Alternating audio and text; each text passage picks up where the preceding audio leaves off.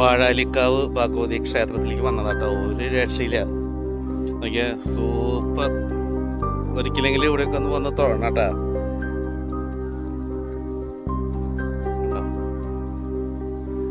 ഒരു പ്രത്യേക എന്താ പറയാ, പച്ചപ്പുകള് അതിന്റെ ഏറ്റവും വലിയ മനോഹാരിത കൊടുത്തിരിക്കുന്നത് എവിടെയാണ്, അതുപോലെയാണ് എനിക്ക് തോന്നുന്നത്. തൃശ്ശൂർ ജില്ലയിലെ പാഞ്ഞാട് ഗ്രാമപഞ്ചായത്തിലുള്ള പൈങ്കുളം ഗ്രാമത്തിൽ വാഴാലിപ്പാട് എന്ന കൊച്ചു പ്രദേശത്ത് ഭാരതപ്പുഴയോട് ചേർന്ന് സ്ഥിതി ചെയ്യുന്ന ഒരു ചെറിയ അമ്പലമാണിത് വാഴാലിക്കാവ് ശ്രീ ഭദ്രകാളി ക്ഷേത്രം. വടക്കോട്ട് തിരിഞ്ഞിരിക്കുന്ന വാഴാലിക്കാവ് ഭഗവതിയും പടിഞ്ഞാറോട്ട് തിരിഞ്ഞിരിക്കുന്ന നവകുറുമ്പക്കാവ് ഭഗവതിയാണ് ഇവിടുത്തെ പ്രധാന ആരാധനാമൂർത്തി. ഇരുവർക്കും തുല്യ പ്രാധാന്യമാണ് നൽകിയത്. പ്രത്യേകമായ കൊടിമരങ്ങളും ഇരുവർക്കുമുണ്ട്. കുംഭമാസത്തിലെ അശ്വതി നാളിൽ നടത്തുന്ന വേല, മീനമാസത്തിലെ രേവതി നാളിൽ നടത്തുന്ന പ്രതിഷ്ഠാ ദിനം എന്നിവയാണ് പ്രധാന ആഘോഷങ്ങൾ. കൂടാതെ ദേവീപ്രീതിക്കായി എല്ലാ ദിവസവും നടത്തിവരുന്ന ദാരികവധം പാട്ടും മണ്ഡലകാലത്ത് നടത്തിവരുന്ന കളമെഴുത്തു പാട്ടും ഇവിടുത്തെ പ്രത്യേകതകളാണ്.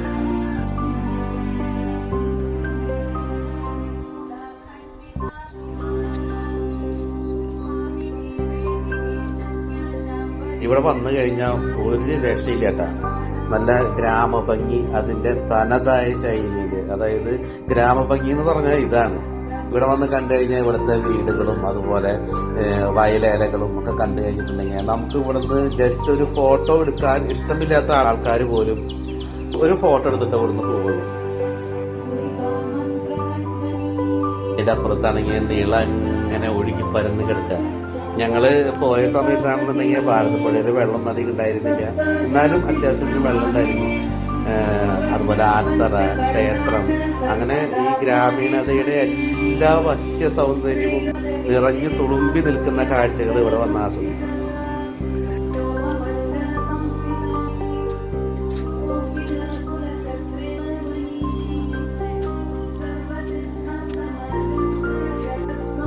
ഇവിടെ ഒരുപാട് സിനിമകൾ ഇവിടെ ഷൂട്ട് ചെയ്ത ലൊക്കേഷനാണ് ഈ വാഴാലിക്കാവ് എന്ന് പറയുന്ന സ്ഥലം. ഇവിടെ വന്നിരുന്നിട്ടേ കാറ്റ് കൊള്ളാൻ തന്നെ ഒരു പ്രത്യേക സുഖമാണ്.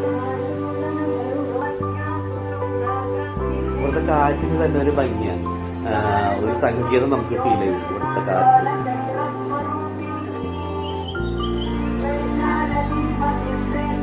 ഇവിടെ വരുമ്പോ ഒന്നുകിൽ പുലർച്ചെ നേരത്തെ വരാം, അല്ലാന്നുണ്ടെങ്കിൽ ഈവനിങ് സന്ധ്യാസമയത്ത് വരുന്നതായിരിക്കും കാഴ്ചക്കാർക്ക്, അതായത് കാണാൻ ഭംഗി കൂടുതൽ.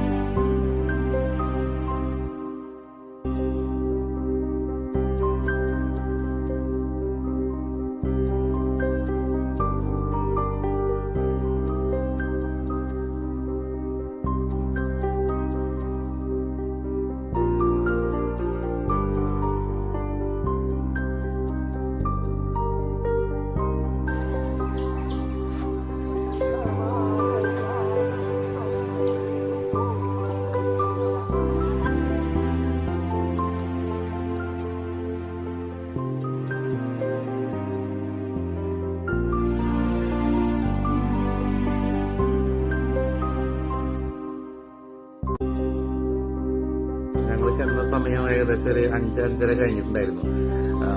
സൂര്യാസ്തമയത്തോട് അടുപ്പിച്ചാണ് ആ ഭാഗത്തേക്ക് ചെന്നത്.